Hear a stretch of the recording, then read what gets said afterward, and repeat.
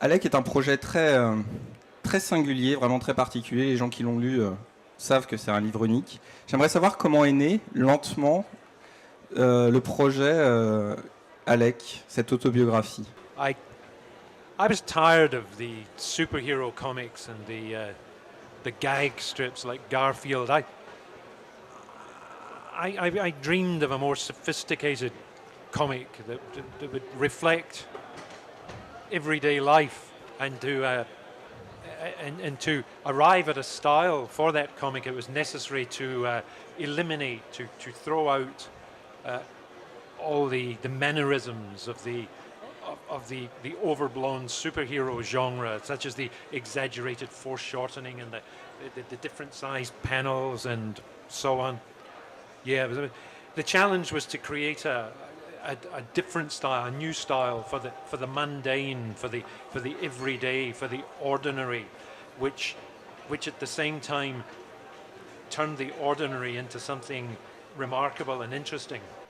Justement, à propos de ce style, je me souviens avoir lu, peut-être même dans cette anthologie, que l'idée du style parfait, celui qui vous convenait en tout cas, vous l'avez trouvé au cours de l'écriture du volume 1. C'est-à-dire que quand vous commencez, vous êtes encore à tâtonner. Comment vous définiriez cette trouvaille et ce style ? En quoi il vous a paru à ce moment-là correspondre à ce que vous aimiez, à ce que vous cherchiez ? I had several false starts which I had to destroy. When I eventually started page 1, I didn't know if this would be another wrong, false start. I was probably a good 20 or 30 pages into it before I knew that I had found the voice that I was looking for. It's all the elements of the comic strip, you know, the panel, the balloon, and the particular style of caricature. All of these are combined in different ways to create a voice, and I think every cartoonist is moving the parts around at first, you know, trying to find the voice that he feels is his authentic voice, and this was the book where I found mine. Lorsque vous réfléchissez à une nouvelle façon d'écrire de la bande dessinée à l'époque, est-ce que vous vous sentez seul ou est-ce que vous avez des compagnons de route anglais qui cherchent avec vous une nouvelle manière de faire de la BD? I thought I was isolated when I started, but once I had started publishing my work in little photocopied booklets, and nobody'd really done that before. This was 1981. There was the post-punk aesthetic of do-it-yourself fanzine, and once I had put these out there, they like people with like minds came to me. We seemed to find each other, and it was an exciting time, and it was international too. You know, in France here you had Serge Clerc, okay, for instance, and in America, you know, like Love and Rockets, and it's quite an exciting time. Everybody was looking for something different, and a lot of stuff that was different. It wasn't necessarily very good, but it was celebrated at the time because everybody was looking for change. Justement, vous citez deux influences ou deux personnes qui vous intéressent à cette époque. Vous avez parlé de Love and Rockets et en France de Serge Clerc. Justement, dans Alec, vous parlez très très bien de la scène anglaise comme étant à la confluence des deux grands courants, la France et l'Amérique. Comment vous viviez ça à l'époque? We did look to Europe, to the continent, because we'd become very disenchanted with the American comics. We felt that they weren't going anywhere. They were repetitious, and they're still going now. They're still repeating the same stories and the same characters and just making them more and more violent, and it's becoming more and more absurd.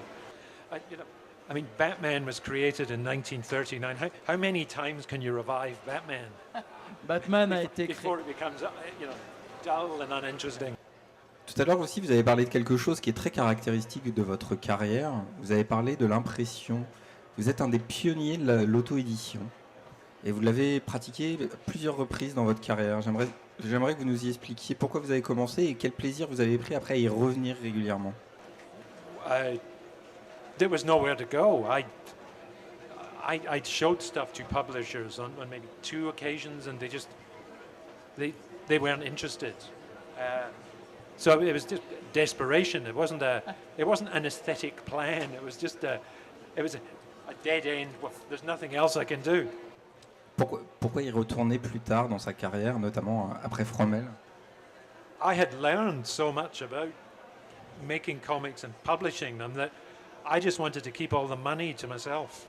Je vais terminer question sur Alec, une dernière question. Aujourd'hui, Alec, finalement, comme beaucoup d'autobiographes, c'est quelque chose que vous devez regarder avec un sentiment particulier.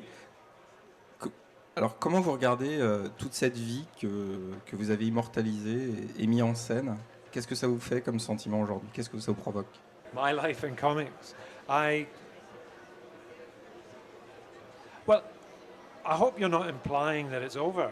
You know, No, of course not. I'm still doing more, but putting this out as such a large book did create a moment where I had to look back over it all. The funny thing was, when I put this together the first time, it didn't occur to me to put it together chronologically, as in the growth of a life. I put it in the order that I drew the works, which is different. You know? Ah, okay. But the publisher had to talk me into it, to doing it as a life, you know, in order. Et maintenant, la dernière question, qui est la question traditionnelle que nous posons à tous nos invités. S'il y avait une bande dessinée, un comics, surtout un comics américain que vous voudriez, que vous considérez comme très cher, lequel est-ce?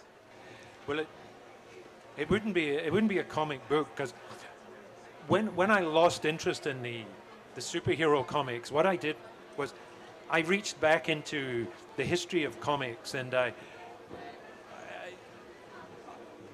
I fell in love with the old things from the 1920s, 1930s, such as Crazy Cat. George Herriman's Crazy Cat is the greatest comic of all time. Merci beaucoup, Thank Eddie you. Campbell. Thank you.